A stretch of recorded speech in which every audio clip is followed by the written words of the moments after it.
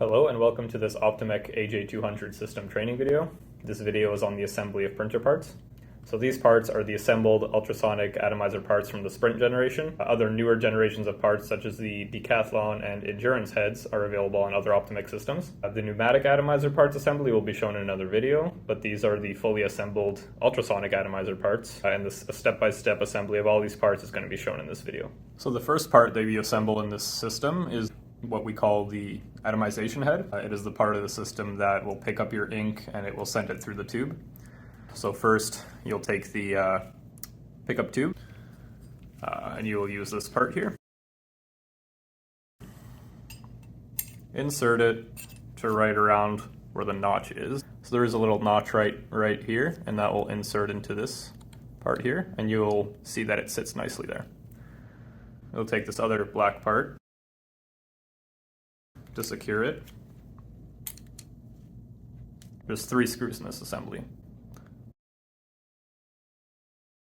2 identical ones and 1 longer one here. You'll need a 332 hex Allen key, and you just secure it here.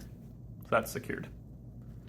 Next, what you do is you take this O-ring and you just slide it across the tube into this little indent here to seal the ink in. And then you take the beige part and you will put it facing this way. And there's 2 threads here that I will put the remaining 2 screws in of identical size. And once again, you just use your 332 Allen key.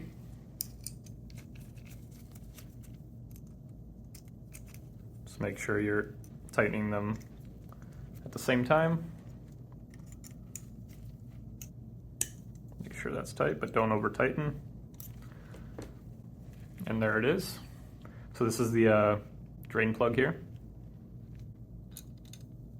You use just a flathead screwdriver to fit that in. So make sure that's there, otherwise your system will leak. So there you go, that's the assembly of the atomization head. So after this is where we do the ink loading into the vial. So I just used a pipette here to put in 2 milliliters of water. Of course, depending on the ink that you're going to put, you might want to do this in a fume hood. And always remember to adhere to all manufacturer safety protocols. So this vial, you can see it has a blown out bottom there. It is very fragile. It's supposed to be thin enough for the atomization bath and the atomization power to go through. So this is very thin. Always remember to be careful with it.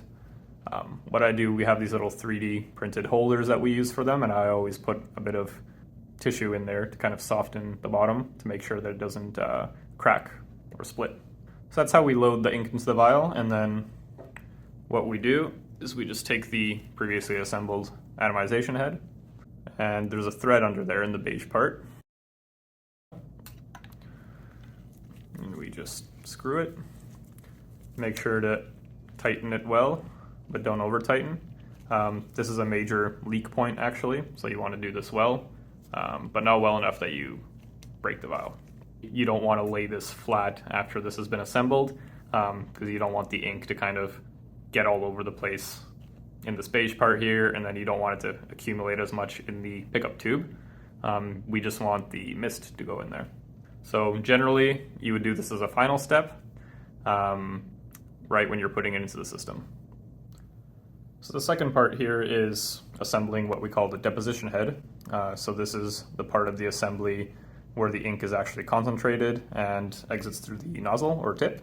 So we have these parts here.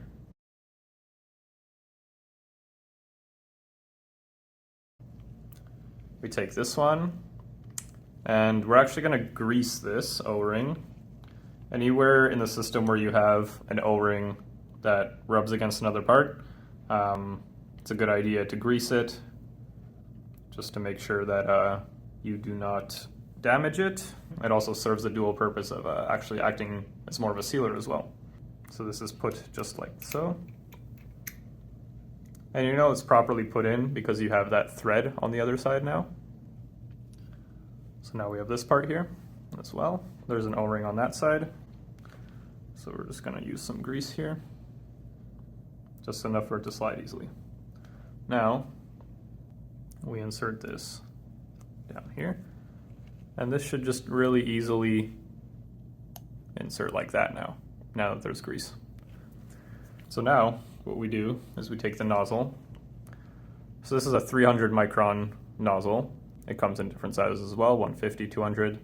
We're gonna put it on this part right here. So there's another O-ring that we're gonna wanna grease for that. Just quickly around here. Like I said, any O-ring that slides against other parts, you're probably gonna wanna grease it. Put that there. And then there's this top part here that secures the tip. There's a thread on the side and that just screws in. So very carefully screw that part in. And that's the deposition head. So the third part that we'll assemble is what we call the atomization head adapter. So this is just the part that will adapt the pickup tube to the plastic tubing that we're going to use for getting the ink over from here to the deposition head. So we need to assemble this here. So there are a few kinds of adapters in some of the systems. For this specific one, we'll use this one that just plugs in directly. In some other configurations, you'll have something like this, where you have this fitting on one end, and that'll just click in to a different kind. It doesn't adapt to this one because it's not the same parts, but you might see something like this as well. In this system, we'll just put this here. And on both of the types of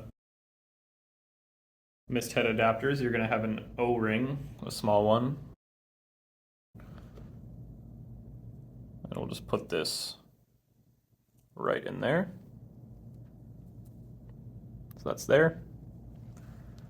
And both kinds of adapters will have these parts, which just screw in over top. So you have the outer shell here and you have a little ferrule.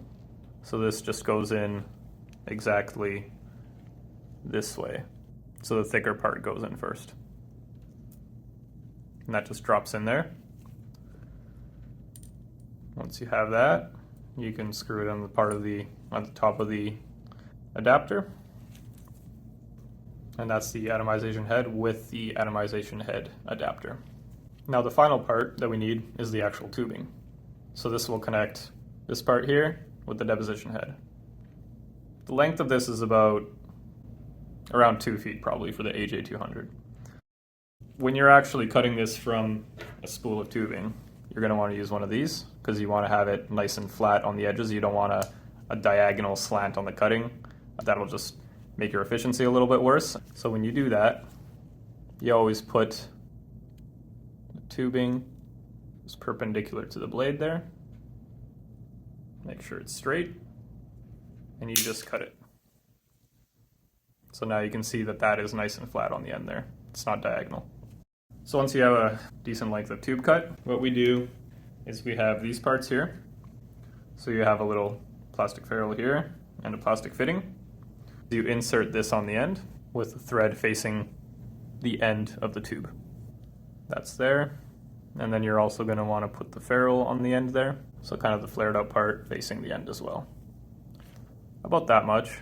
And then what's going to happen is you're going to put that into this thread that I mentioned earlier. So about that much space, I'm going to insert that and just screw that in. And that's how it adapts to the deposition head part of the assembly. So now we have one in there. And now I will insert it here. Just lightly unscrew some of that part that we screwed in previously. Insert it as far as it will go until it stops. Then you're going to want to pull it out just a tiny bit, a couple millimeters. And then tighten it again. Once that's done, we have the fully assembled Sprint hardware for the ultrasonic atomizer. How to input the ultrasonic atomizer parts into the AJ200 system. So these are the final assembled parts, and we always want to hold this part straight because there's ink at the bottom of this vial. So what we do is we input this like so, just squeeze it down a tiny bit. Now this is the deposition head. This part here would generally unscrew and it would swing backwards this way. So this is the process camera. And now all you have to do is put this into where the blue hole is down there. So we input this here. And the second thing we do is we take this collar piece and we just insert like so and tighten it. So when switching from pneumatic atomizer to ultrasonic atomizer, always remember to switch the gas line for the atomizer line. Right now it's set to the ultrasonic atomizer. If we want to switch to pneumatic, we just release this. We take off this little cap. And we plug in the pneumatic atomizer line. And then just replug the unused line.